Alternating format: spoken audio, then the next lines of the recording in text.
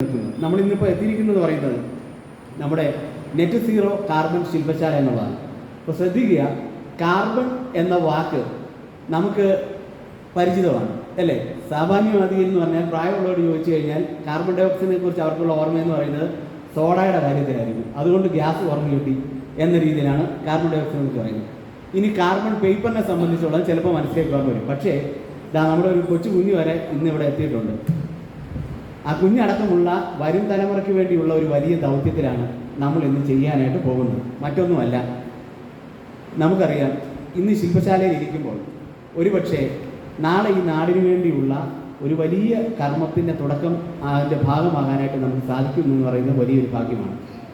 FW Taylor എന്ന് പറയുന്ന പ്രശസ്തനായ മാനേജ്മെൻറ്റ് വിദഗ്ധനെക്കുറിച്ച് അദ്ദേഹം പറഞ്ഞ ഒരു കഥയുണ്ട്. എന്ത് ജോലിയും, അത് വീട്ടിലാണെങ്കിലും ശരി, ഓഫീസിലാണെങ്കിലും ശരി, പുറത്താണെങ്കിലും അയൽക്കൂട്ടത്തിലാണെങ്കിലും തൊഴിലുറപ്പിലാണെങ്കിലും ശരി, നമ്മൾ ജോലി ചെയ്യുന്ന സമയത്ത് നമ്മുടെ മനസ്സിൽ പല കാര്യങ്ങൾ കടന്നു വരാറുണ്ട്. മക്കൾക്ക് ഭക്ഷണം ഉണ്ടാക്കുന്നതാണെങ്കിലും ഒരു ജോലിയാണ്. അപ്പോഴും നമ്മുടെ മനസ്സിൽ ചില കാര്യങ്ങൾ കടന്നു വരാറുണ്ട്. ഇതിന് വളരെ സിമ്പിളായിട്ട് അദ്ദേഹം പറഞ്ഞ കാര്യമാണ്. 3 പേര് കല്ല് വെട്ടുന്ന പണിക്കായിട്ട് ഇരിക്കുകയാണ്, കരിങ്കല്ല് വെട്ടുന്ന പണി. ഒന്നാമത്തെ ആളോട് നടന്നു പോകുന്ന ആൾ ചോദിച്ചു, താങ്കൾ എന്ത് ചെയ്തുകൊണ്ടിരിക്കുകയാണ്? അപ്പോൾ ആദ്യത്തെ ആൾ പറഞ്ഞു, തനിക്ക് കാണാൻ മേലെ ഞാൻ കരിങ്കല്ല് വെട്ടിക്കൊണ്ടിരിക്കുകയാണെന്ന് ചോദിച്ചു. ഞാൻ കരിങ്കല്ല് വെട്ടിക്കൊണ്ടിരിക്കുകയാണ്. കുറച്ചുകൂടി മുന്നോട്ട് ചോദിച്ചു, രണ്ടാമത്തെ ആളോട് ചോദിച്ചു, നിങ്ങൾ എന്തെടുക്കുകയാണെന്ന് ചോദിച്ചു. ഞാൻ കല്ല് വെട്ടിക്കൊണ്ടിരിക്കുകയാണ്, ഈ കല്ല് വെട്ടിക്ക് മാത്രമേ എനിക്ക് വൈകിട്ട് കൂലി കിട്ടത്തുള്ളൂ എന്ന് പറഞ്ഞു. ശരി, കുഴപ്പമില്ല. അല്പം കൂടി മുന്നോട്ട് നടന്നു. മൂന്നാമത്തെ ആളോട് ചോദിച്ചു, താങ്കൾ എന്ത് ചെയ്യുകയാണെന്ന് ചോദിച്ചു. ഉടനെ അദ്ദേഹം പറഞ്ഞു, സാർ, ഞാൻ മാലാഖയ്ക്ക് തുല്യമായ ഒരു കുഞ്ഞിന് ഓടി നടക്കാനുള്ള വീട് പണിതുകൊണ്ടിരിക്കുകയെന്ന് പറഞ്ഞു. വ്യത്യാസം എന്തെങ്കിലും ഉണ്ടോ? വ്യത്യാസം എന്തെങ്കിലും ഉണ്ടോ? ഒരേ ജോലിയെ 3 രീതിയിലാണ് ആളുകൾ കാണുന്നത്. ഇതിൽ ഞാനും നിങ്ങളും എവിടെ നിൽക്കുന്നു എന്ന് മാത്രം ചിന്തിച്ചാൽ മതി. ഒന്നാമത്തെ ആളോട് കണ്ണ് കാണാൻ മേലെ ഞാൻ ജോലി ചെയ്തുകൊണ്ടിരിക്കുകയാണെന്ന് പറയുന്ന കൂട്ടത്തിലാണോ നമ്മൾ വീട്ടിലും നാട്ടിലും? രണ്ടാമതായിട്ട് എന്താണ്, എനിക്ക് ഈ ജോലി ചെയ്തെങ്കിൽ മാത്രമേ കാശ് കിട്ടുകയുള്ളൂ എന്ന് കരുതുന്ന പൊതുപ്രവർത്തകരും ജനപ്രതിനിധികളും ഉദ്യോഗസ്ഥരും അല്ലെങ്കിൽ അമ്മയും അച്ഛനുമാണോ എന്നുള്ളതും. മൂന്നാമത്തെ കാര്യം, വരും തലമുറയിലെ കുഞ്ഞുങ്ങൾക്ക് വേണ്ടിയാണ് ഞങ്ങൾ ഇതെല്ലാം ചെയ്യാൻ പോകുന്നതെന്നുള്ള കാഴ്ചപ്പാടിലാണോ നമ്മളെന്ന് മാത്രം ചിന്തിച്ചാൽ മതി. എൻ്റെ വിശ്വാസം വെളിയന്നൂർ പഞ്ചായത്തിനെ സംബന്ധിച്ചിടത്തോളം ഭൂരിപക്ഷമുള്ള ആളുകളും 3ാമത്തെ തലമുറയിൽ ആണ്, 3ാമത്തെ ഗണത്തിലാണ് ഉദ്യോഗസ്ഥരും ജനപ്രതിനിധികളും ജനങ്ങളും. അത് നിങ്ങൾ തെളിയിച്ചിട്ടുണ്ട്. അതിലെ വലിയൊരു മാതൃകയിലേക്കാണ് നമ്മൾ ഇന്ന് തുടക്കം കുറിക്കാൻ പോകുന്നത്. എന്താണ്? നെറ്റ് സീറോ കാർബണിലേക്ക് നിങ്ങളുടെ വെളിയന്നൂർ പഞ്ചായത്ത് വലിയ ഒരു മാതൃക സൃഷ്ടിക്കണം. ഞാൻ ആദ്യം സൂചിപ്പിച്ചതുപോലെ ഈ കാർബൺ ഡൈ ഓക്സൈഡ് എന്ന് പറയുന്ന, പലപ്പോഴും പ്രായമുള്ളവർ അതുള്ളത് കൊണ്ടാണ് ഞങ്ങൾ സോഡ കുടിക്കുമ്പോൾ ഗ്യാസ് പോയി കിട്ടുന്നതെന്ന് ആഗ്രഹിക്കുന്ന, ആശ്വസിക്കുന്ന ഒരു കാര്യം താരതമ്യേന വലിയ അപകടകാരിയാണെന്ന് നിങ്ങളിൽ പലർക്കും അറിയാം. എന്തുകൊണ്ടാണ്? സോമൻ സാർ അത് വളരെ കൃത്യമായിട്ട് ഡീറ്റെയിൽ ചെയ്യും. പക്ഷെ എന്നാൽ പോലും എനിക്ക് ഭാഗമായിട്ട് പറഞ്ഞു പോകാതിരിക്കുന്നത് ശരിയല്ല. എന്തുകൊണ്ടാണ് കാർബൺ ഡൈ ഓക്സൈഡ് അപകടകാരിയാണെന്ന് പറയുന്നത്? എന്തുകൊണ്ടാണ്? തെറ്റിക്കോട്ടെ, കുഴപ്പമൊന്നുമില്ല. ഞാൻ ഒരാളോട് ചോദിക്കേണ്ട, ആരെങ്കിലും ഉത്തരം പറഞ്ഞ് വെളിയന്നൂരിൻ്റെ അഭിമാനം സംരക്ഷിക്കണം. എന്തുകൊണ്ടാണ്? പറയൂ, ആരെങ്കിലും പറഞ്ഞു. തെറ്റിയാലും കുഴപ്പമൊന്നുമില്ല. അപ്പം ഇനി സാറിന് ഈ പരിപാടി വിളിക്കരുതെന്നാണ് പറയാം.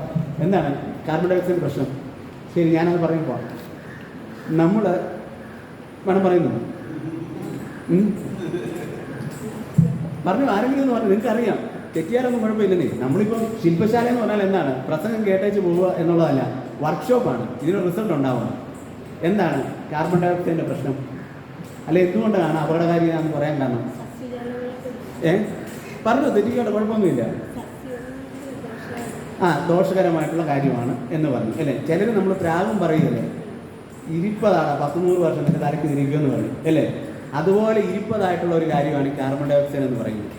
മനുഷ്യൻ്റെ പല പ്രവർത്തനങ്ങൾ കൊണ്ട്, ഉദാഹരണത്തിന് നമുക്കറിയാം, നമ്മുടെ നാട്ടിൽ കഴിഞ്ഞ നാളുകളിൽ ഏറ്റവും അധികം കൂടുതൽ വിറ്റ് പോയിട്ടുള്ള സംഭവം എന്താണ്? AC ആയിരുന്നു അല്ലേ? മാഡം, ബാങ്ക് ഓഫ് ഇന്ത്യ അടക്കമുള്ള സ്ഥാപനങ്ങളൊക്കെ തന്നെ എന്ത് ചെയ്തു? വളരെയധികം ക്രെഡിറ്റ് കൊടുത്തുകൊണ്ട് AC ഇല്ലെങ്കിൽ പാടാണെന്നുള്ള ഒരവസ്ഥ നമ്മുടെ പല സ്ഥാപനങ്ങളിലും വീടുകളിലും എല്ലാം എത്തുന്നുണ്ട്. പക്ഷേ വലിയ അപകടകാരിയായ ഒരു സംഭവമായിട്ട് മാറി. എന്താണ്? കാർബൺ ഡൈ ഓക്സൈഡ് അടക്കമുള്ള ഹരിതഗൃഹ വാതകങ്ങൾ. നമ്മുടെ കൊച്ചുങ്ങൾ സ്കൂളിൽ പഠിക്കുന്ന ബുക്കിനകത്ത് നോക്കിയാൽ അറിയാം, ഹരിതഗൃഹ വാതകങ്ങളായിട്ടുള്ള കാർബൺ ഡൈ ഓക്സൈഡ്. വേറെ ഒരു 2 പേര് പറയാമോ?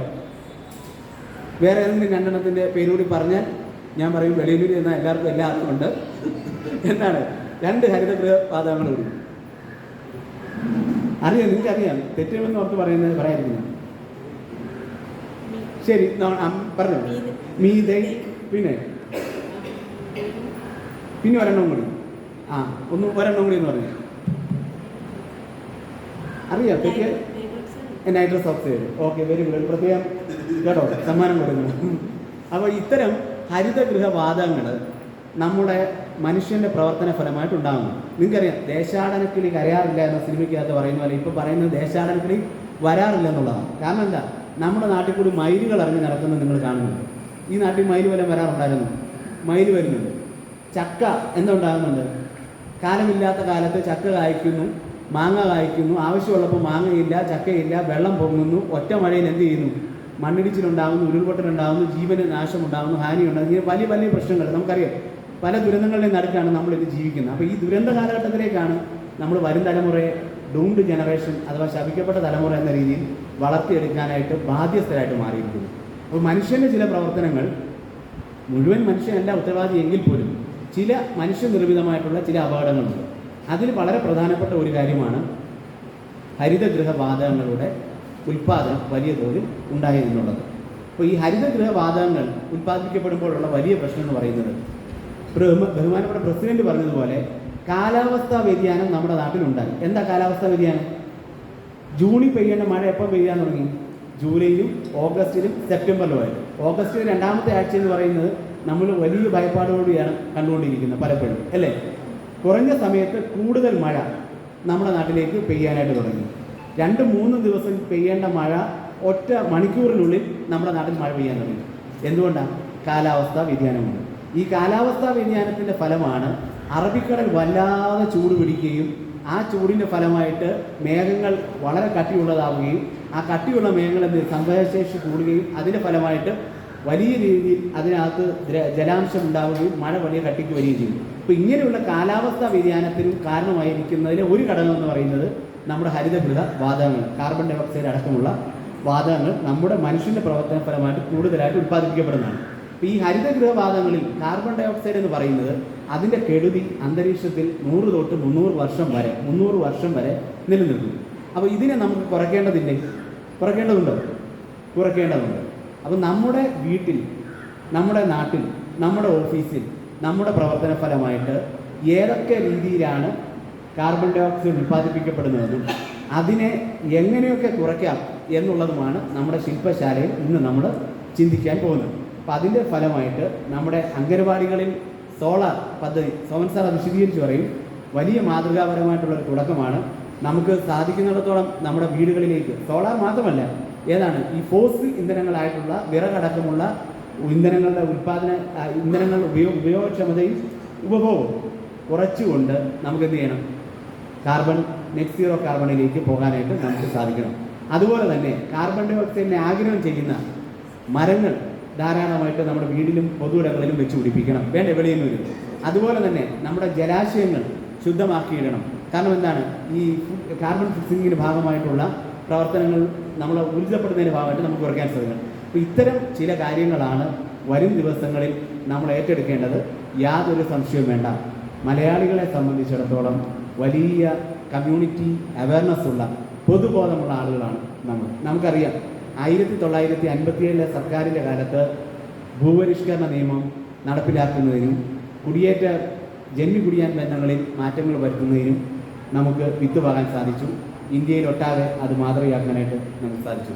രണ്ടാമത് 1980കളുടെ അവസാനം സാക്ഷരതാ പ്രസ്ഥാനത്തെ നമ്മൾ ഊർജ്ജസ്വലമായി ഏറ്റെടുത്തു, ആവേശത്തോടെ ഏറ്റെടുത്തു. ആ സാക്ഷരതാ പ്രസ്ഥാനം എന്തായി? കേരളത്തിന് അഭിമാനമായി മാറി, ഇന്ത്യയിൽ ഒട്ടാകെ മാതൃകയായിട്ട് മാറുകയും ചെയ്തു. പിന്നീട് 1990 കുടുംബശ്രീ പ്രസ്ഥാനത്തെ നമ്മൾ ഏറ്റെടുത്തു, വളരെ ആവേശകരമായി മുന്നോട്ട് കൊണ്ടുപോയി, വിജയകരമായ മാതൃകയുണ്ടായി. അതോടൊപ്പം തന്നെ നാം ഇന്ന് ഏറ്റെടുക്കുന്ന വലിയൊരു ദൗത്യമാണ് നവകേരള നിർമ്മിതി എന്ന് പറയുന്നത്. അപ്പോൾ നവകേരള നിർമ്മിതി എന്ന് പറയുന്നത് എൻ്റെയും നിങ്ങളുടെയും നമ്മുടെ വരും തലമുറയ്ക്ക് വേണ്ടി ഈ കേരളത്തെ ഏറ്റവും വാസയോഗ്യമാക്കി മാറ്റുകയും അവരുടെ ആവശ്യങ്ങൾ നിറവേറുന്ന രീതിയിൽ, അവർക്ക് ആവശ്യമുള്ള രീതിയിലുള്ള പ്രകൃതി വിഭവങ്ങൾ ഇവിടെ നിലനിർത്തിക്കൊണ്ട് മെച്ചപ്പെട്ട ജീവിതം, ആ വാക്കാണ് ഉപയോഗിക്കുന്നത്, മെച്ചപ്പെട്ട ജീവിതം നമ്മുടെ വരും തലമുറയ്ക്ക് കൊടുക്കുന്നതിനായിട്ടുള്ള ദൗത്യമാണ്. മാതാപിതാക്കളും പൊതുപ്രവർത്തകരും എന്ന രീതിയിൽ ആ വലിയ ഉത്തരവാദിത്യം, വലിയ ദൗത്യം വളരെ ആർജവത്തോടും ഉത്തരവാദിത്വബോധത്തോടും കൂടി നടത്തുവാനായിട്ട് വെളിയന്നൂർ ഗ്രാമപഞ്ചായത്തിന് സാധിക്കട്ടെ എന്ന് ആശംസിച്ചുകൊണ്ട് നമുക്ക് ഒരുമിച്ച് മുന്നേറാം എന്നുള്ള ആശംസയോടുകൂടി ഞാൻ നിർത്തുന്നു. നന്ദി.